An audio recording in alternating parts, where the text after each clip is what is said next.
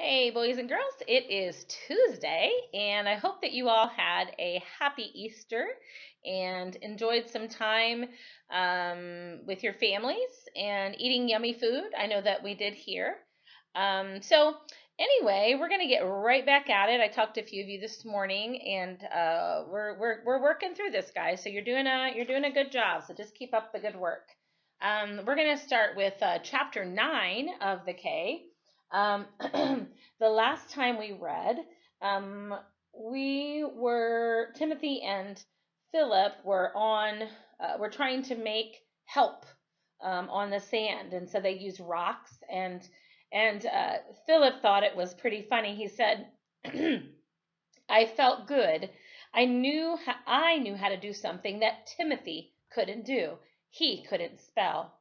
I felt superior to Timothy that day, but I let him play his little game, pretending not to know that he really couldn't spell." So they were trying to get some words on the sand so that when an airplane did come by, that they would be able to see their words. So we're going to start here with chapter 9. In the afternoon, Timothy said we'd make a rope. On the north end of the island, tough vines, almost as large as a pencil, were laced over the sand. Excuse me. It took us several hours to tear out a big pile of them. Then Timothy began weaving a rope that would stretch all the way down the hill to the beach and fire pile. The rope was for me. If he happened to be out on the reef and I heard a plane, I could take a light from our campfire, follow the rope down, and touch off the big fire. The vine rope would also serve to get me safely down to the beach. After we'd torn the vines out and he was weaving the rope, he said, "Young boss, you must begin to help with the other work." We were sitting up by the hut. I had my back to a palm and was thinking that back in Wilmestad at this moment, I'd probably be sitting in a classroom 3 desks away from Henrique, listening to Herr Junkier talk about European history. I'd been tutored in Dutch the first year in Wilmestad so I could attend the regular school. Now I could speak it and understand it. My hands were tired from pulling the vines, and I just wanted to sit and think. I didn't want to work. I said, "Timothy, I'm blind. I can't see to work." I heard him cutting something with his sharp knife, and he replied, "Die hand is not blind." Didn't the old man understand? To work, aside from pulling up vines or drawing something in the sand, you must be able to see. Stubbornly, he said, "Young boss, we need sleeping mats. You can make the mats." I looked over in his direction. "You do it," I said. Ooh. He sighed back, saying, "The best mat maker in Charlotte Amalie down in Frenchtown be total blind." "But he's a man, and he has to do that to make a living." "Be true," Timothy said.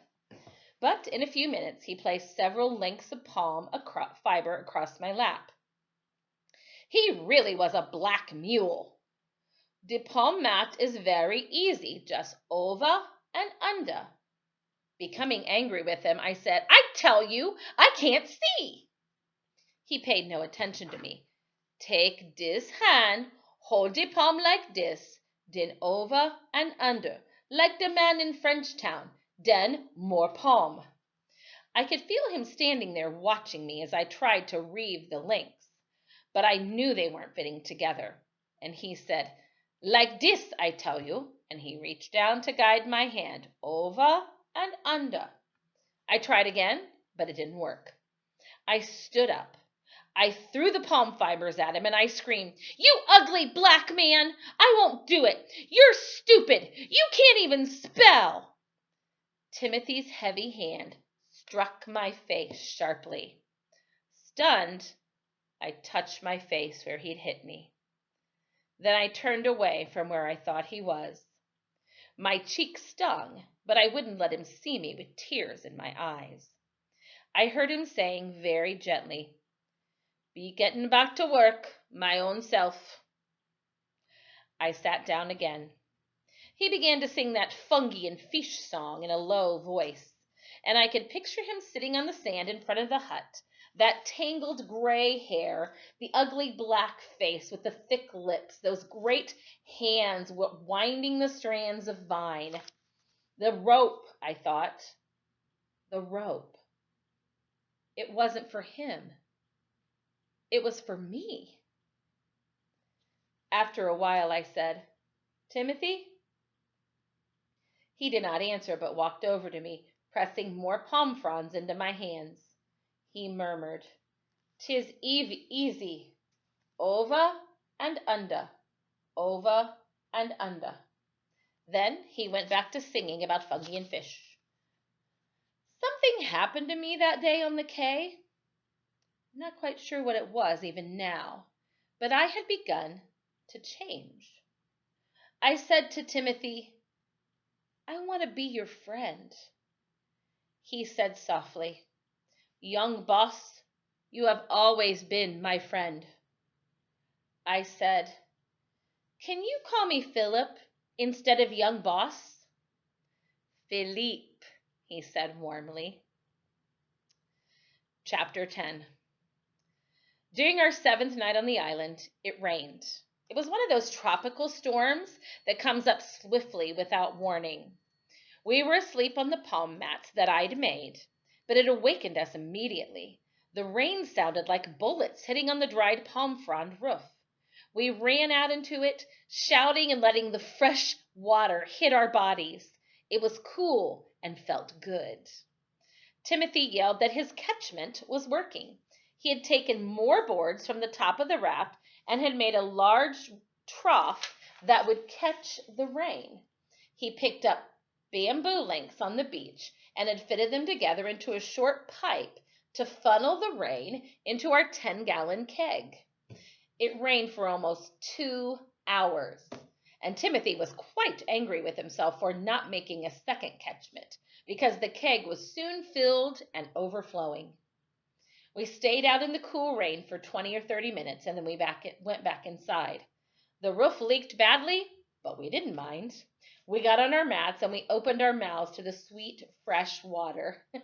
Stew Cat, however, was huddled in a miserable ball over in a corner, Timothy said, not enjoying it at all. And if you know anything about cats, they hate getting wet. They hate water. I liked the rain because it was something I could hear and I could feel, not something I must see. It peppered in bursts against the frond roof, and I could hear the drips as it leaked through. The squall wind was in the top of the palms, and I could imagine how they looked in the night sky, thrashing against each other high over our little quay. I wanted it to rain all night. We talked for a long time, and the rain began to slack off. Timothy asked me about my mother and father. I told him all about them and about how we lived in Charlou, getting very lonesome and homesick while I was telling him. He kept saying, "Ah, that be true?" Then Timothy told me what he could remember from his own childhood. It wasn't at all like mine. He'd never gone to school and was working on a fishing boat by the time he was 10. It almost seemed the only fun he had was once a year at carnival, when he'd put frangipani leaves around his ankles and dress up in a donkey hide to parade around with moki jumbis, the spirit chasers, while the old ladies of Charlotte Amalie danced the bambola around them. He chuckled, "Oh, I drink plenty rum those 3 days of carnival." I could picture him in his donkey skin, wheeling around the music of the steel bands. They had them in Wilmestad, too. Because it had been on my mind, I told him my mother didn't like black people, and I asked him why. He answered slowly, "Oh, I don't like some white people my own self, but 'twould be outrageous if I didn't like any of them." Wanting to hear it from Timothy, I asked him why there were different colors of skin, white and black, brown and red, and he laughed back.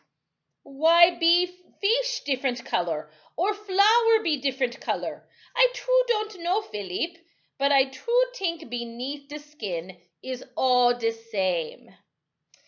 Herr Junkier, who was his teacher, had said something like that in school, but it didn't mean quite as much as when Timothy said it. Why do you think that is? it meant more coming from Timothy, probably because his skin was a different color. So he knew what it was like to be different than a white person. And so he felt he was the same on the inside. Long after he'd begun to snore in the dripping hut, I thought about it. Suddenly, I wished my father and mother could see us here on the little island. I moved close to Timothy's big body before I went to sleep.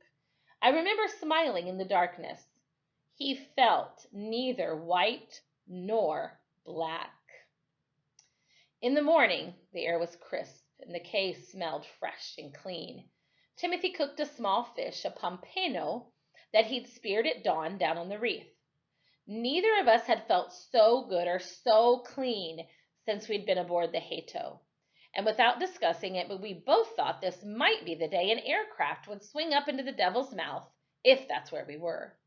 The pompano broiled over the low fire tasted good. Of course, we were eating little but what came from the sea. Fish, langosta, mussels, or the eggs from sea urchins, those small black round sea animals with the sharp spines that attach themselves to the reefs. Timothy had tried to make a stew from seaweed, but it tasted bitter. Then he tried to boil some new sea grape roots, but they made us ill. The only thing that ever worked for him was sea grape leaves, boiled first in seawater and then cooked in fresh water. But above us, 40 feet from the ground, Timothy said, was a feast. Big, fat, green coconuts. When we'd landed, there were a few dried ones on the ground, but the meat in them was not very tasty. In a fresher one, there was still some milk, but it was still rancid. At least once a day,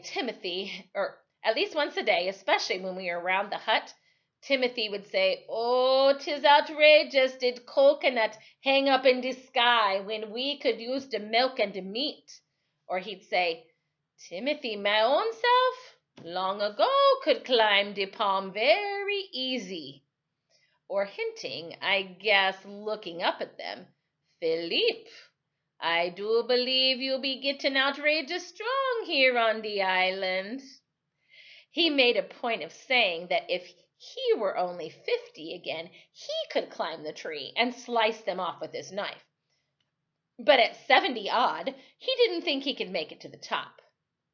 That morning over breakfast, Timothy said, looking to the tops of the palms, I'm sure, "Oh, a little milk from dim coconut would be good now, eh, Philippe?"